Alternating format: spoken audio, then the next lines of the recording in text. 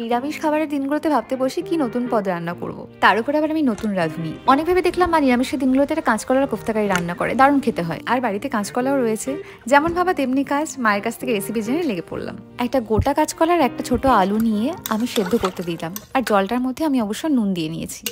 আর হ্যাঁ, pressure cooker যাতে কালো না হয় আমি সামান্য তেল দিয়েছি এর মধ্যে।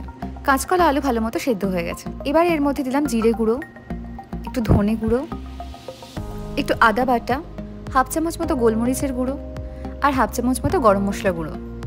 পরিমাণ মতো নুন দিয়েছি, আর দিয়েছি 1 চামচ মতো বেসন। সামান্য কাশ্মীরি লঙ্কার গুঁড়ো দিয়েছি, আর খুবই অল্প চিনি দিয়েছি স্বাদের জন্য।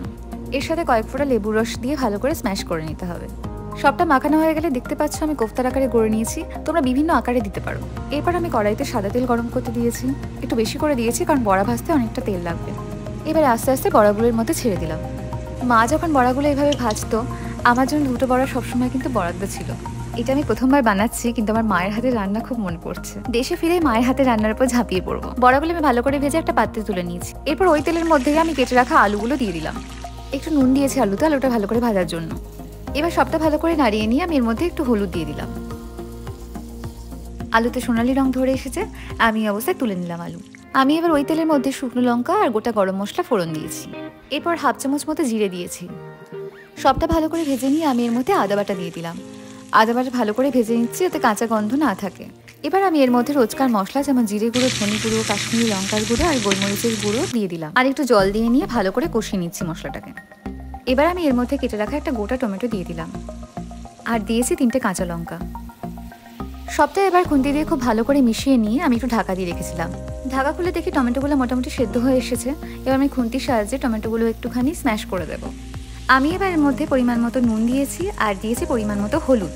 খুবই সামান্য চিনি দিয়েছি স্বাদের জন্য। এইবার আমি এর মধ্যে ভেজে রাখা আলুগুলো সব দিয়ে দিলাম। এবার একটাই কাজ, আলুর সাথে মশলাটাকে ভালোভাবে কষিয়ে নেওয়া। তেল খুব ভালোভাবে ছাড়তে শুরু করেছে, তার মানে মশলা খুব ভালোভাবে কষানো হয়ে গেছে। এখন আমি এর মধ্যে 1 কাপ মতো গরম জল দিয়ে দিলাম। জলটা ভালোভাবে ফুটে এলেই আলুগুলোকে সেদ্ধ করার জন্য আমি আবার ঢাকা দিয়ে রাখলাম। কয়েক সেকেন্ড পর ঢাকনাটা খুলে দেখি আলুগুলো সেদ্ধ হয়ে গেছে। জলটা অনেকটা বেশি মনে হলেও এভাবেই রাখতে হবে, কারণ বড়া দেওয়ার সাথে সাথে ঝোলটা টেনে নেবে। এরপর আমি খুব সাবধানে বড়াগুলো আস্তে আস্তে এর মধ্যে ছেড়ে দিলাম। বড়াগুলো দেওয়ার পর বেশি ফোটালে বড়াগুলো গলে যাবে, তাই বেশি ফোটানোর দরকার নেই। আমি এর মধ্যে হাফ চামচ গরম মশলা দিয়ে দিয়েছি। সবটা আমি খুব হালকা হাতে ভালো করে নাড়িয়ে নিলাম, যাতে বড়াগুলো ভেঙে না যায়। যতটা বেশি ঝোল লাগছিল বড়া দেওয়ার সাথে সাথে দেখো টেনে এসেছে। সব শেষে আমি এর মধ্যে 1 চামচ ঘি দিয়ে দিয়েছি। এইরকম সব রান্নায় ঘি আর গরম মশলা পুরো স্বাদটাই পাল্টে দেয়।